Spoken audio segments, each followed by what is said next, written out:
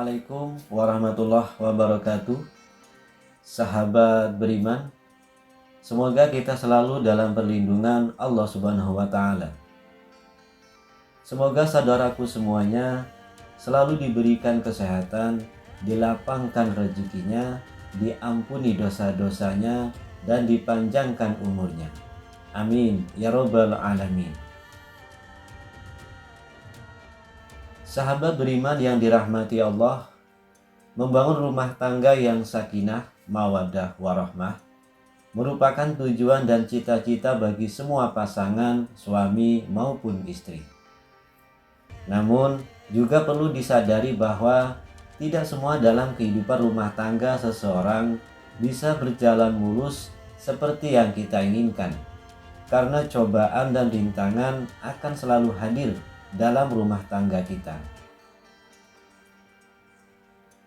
Oleh karena itu diperlukan kesadaran untuk selalu bisa menjaga keharmonisan dalam rumah tangga. Seperti yang kita tahu, dalam rumah tangga sendiri terdapat perbedaan kedudukan untuk suami dan juga istri. Akan tetapi, dalam hal ini seorang istri mempunyai kedudukan yang cukup istimewa dalam rumah tangga, terutama istri yang solehah. Rasulullah Shallallahu Alaihi Wasallam pernah bersabda, dunia itu penuh dengan kenikmatan, dan sebaik-baiknya kenikmatan dunia yaitu istri yang solehah. Hadis riwayat Muslim. Sedangkan kaum laki-laki dalam rumah tangga sudah jelas dalam firman Allah Subhanahu wa Ta'ala yang tertuang dalam Quran surat An-Nisa ayat 34. Kaum laki-laki itu adalah pemimpin bagi kaum wanita. Oleh karena Allah telah melebihkan sebagian mereka laki-laki atas bagian yang lain wanita. Dan karena mereka, laki-laki telah menafkahkan sebagian dari harta mereka.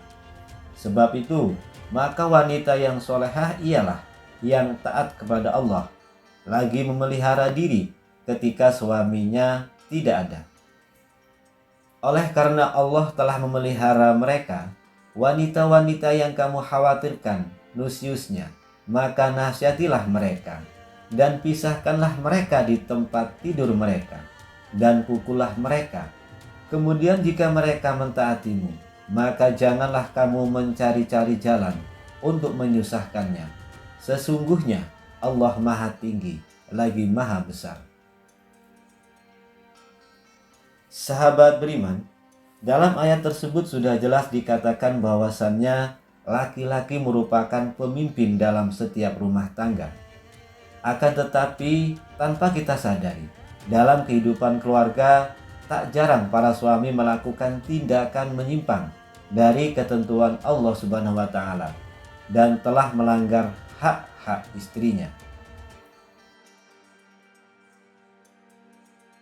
Oleh karena itu bagi para suami perlu mengetahui perbuatan-perbuatan yang oleh agama Islam dikatakan sebagai tindakan dosa suami terhadap istri. Lalu, apa saja dosa suami terhadap istri tersebut? Yang pertama adalah tidak mengajarkan ilmu agama. Mengajarkan ilmu agama kepada istri maupun anak-anaknya adalah kewajiban bagi para suami. Karena dalam hal ini kewajiban suami adalah untuk memelihara diri dan keluarganya dari pedihnya azab kubur dan siksa neraka. Dalam Quran surat At-Tahrim ayat 6, Allah Subhanahu wa Ta'ala sudah berfirman, hai orang-orang yang beriman, peliharalah dirimu dan keluargamu dari api neraka, yang bahan bakarnya adalah manusia dan batu.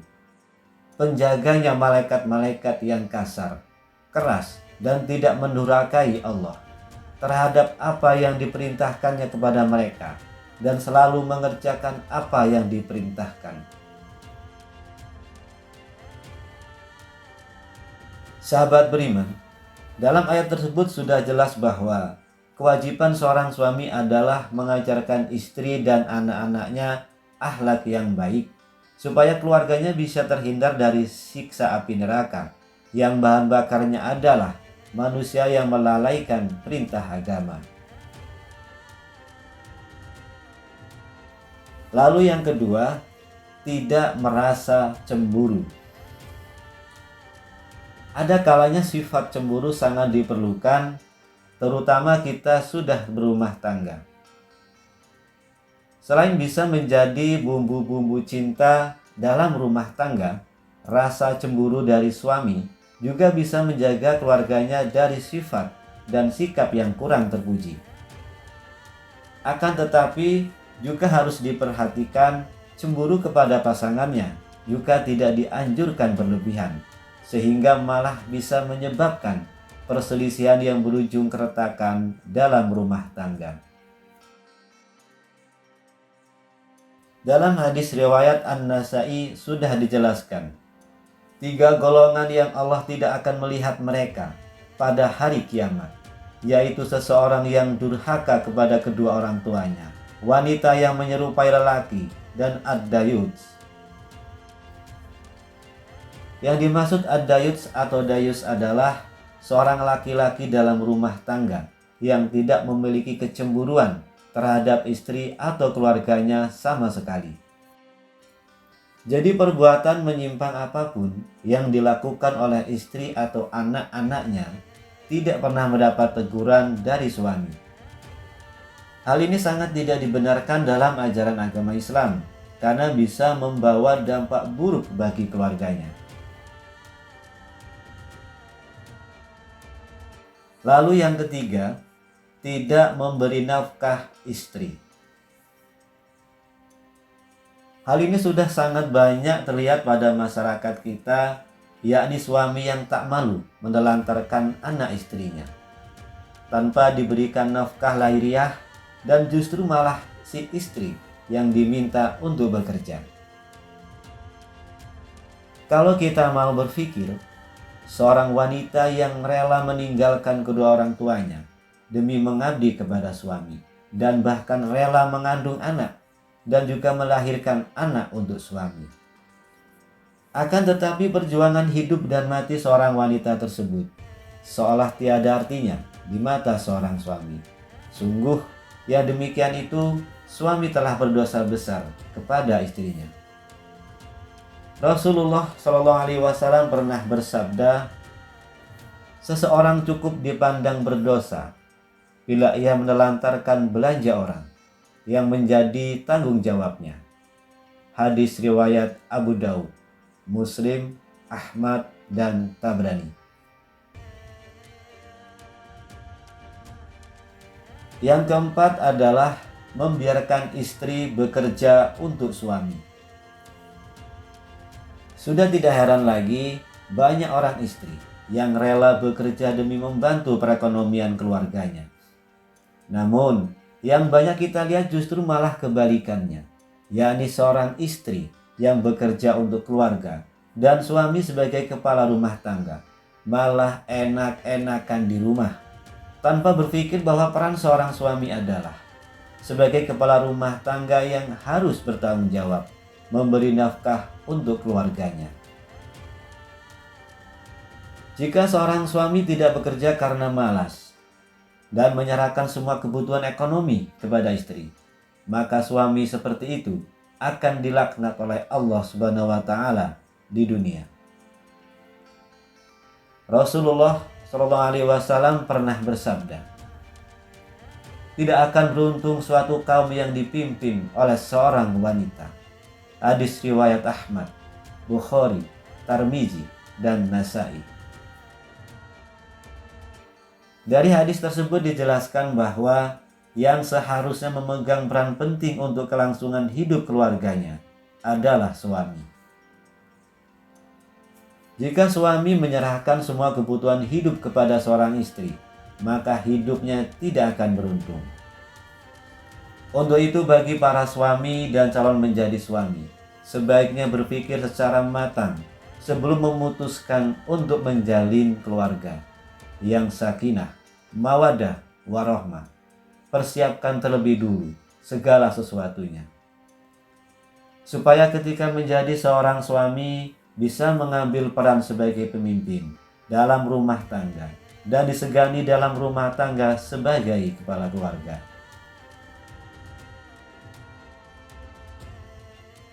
Lalu yang kelima adalah memiliki perasaan benci kepada istri.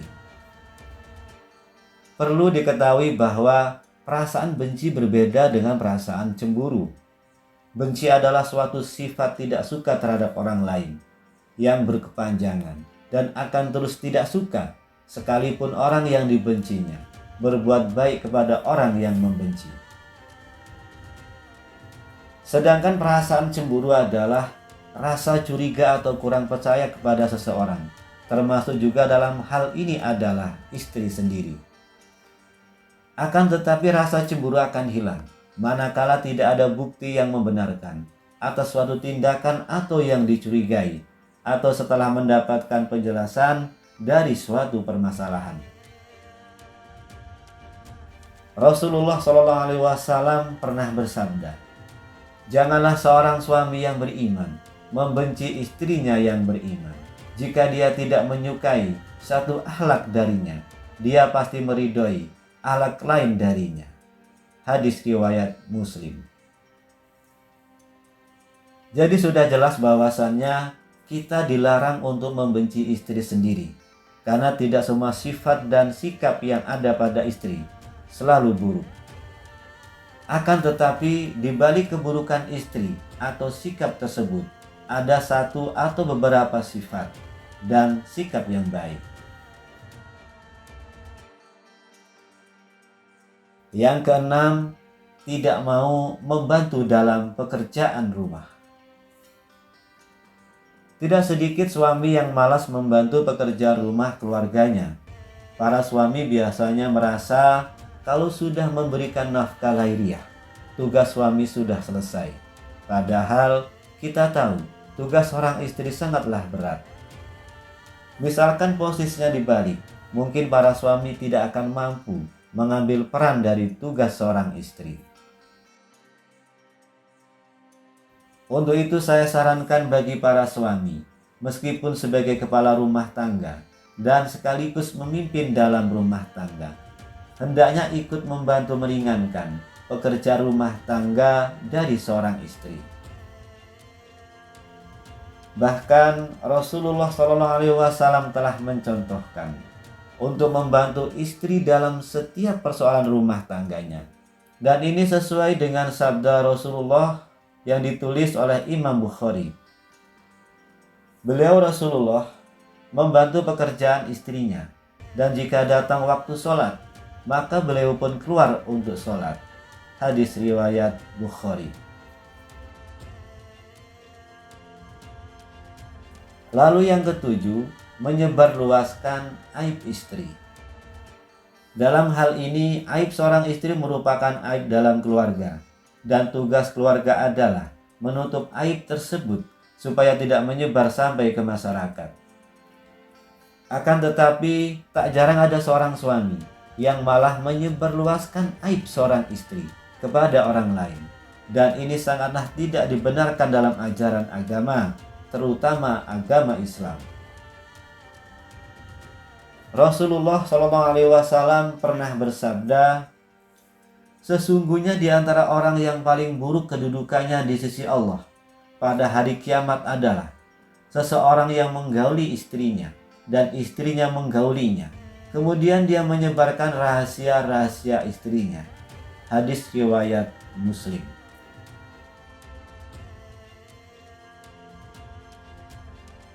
Yang kedelapan adalah menyakiti istri secara fisik. Hal ini masih saja terjadi pada masyarakat kita. Perbuatan memukul, menendang, atau menyakiti istri secara fisik malah banyak dilakukan oleh para suami. Ini biasanya terjadi karena ketidaksadaran diri dari seorang suami, karena pengaruh hammer, masalah keuangan dalam rumah tangga, tekanan dari suatu pekerjaan, dan lain sebagainya. Menyakiti istri secara fisik merupakan dosa yang sangat besar dalam pandangan Islam.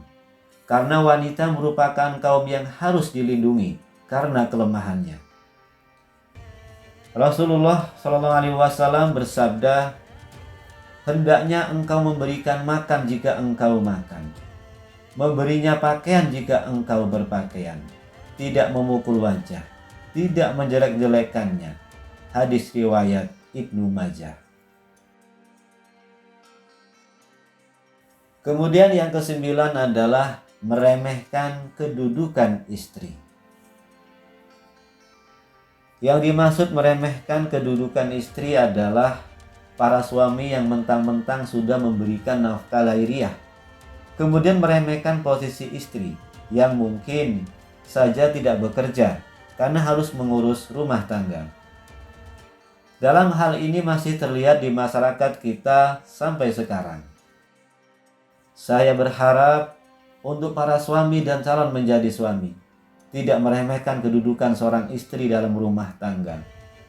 Karena kita semua tahu kedudukan istri ibarat tiang dalam sebuah bangunan. Untuk itu saya sarankan khususnya bagi para suami, mulai sekarang bantulah peran seorang istri dalam rumah tangga. Insya Allah apabila dalam keluarga saling membantu, saling menutupi aib keluarga, saling menghargai satu sama lain, keluarga saudaraku semuanya akan menjadi keluarga yang sakinah, mawaddah, warahmah, dan berkah. Amin ya rabbal alamin. Sahabat beriman yang dirahmati Allah, itulah 9 dosa suami terhadap istri yang biasanya dilakukan dengan sadar ataupun tidak sadar, dan mungkin masih banyak dosa suami terhadap istri lainnya. Akan tetapi saya ambil yang sering terjadi pada masyarakat kita. Saya sarankan, awalilah kehidupan rumah tangga saudaraku semuanya dengan kebaikan. Insya Allah akan menuai kebaikan pula dalam rumah tangga tersebut. Wallahu a'lam bishawab. Demikian yang bisa saya bagikan. Semoga bermanfaat untuk kita semua. Assalamualaikum warahmatullahi wabarakatuh.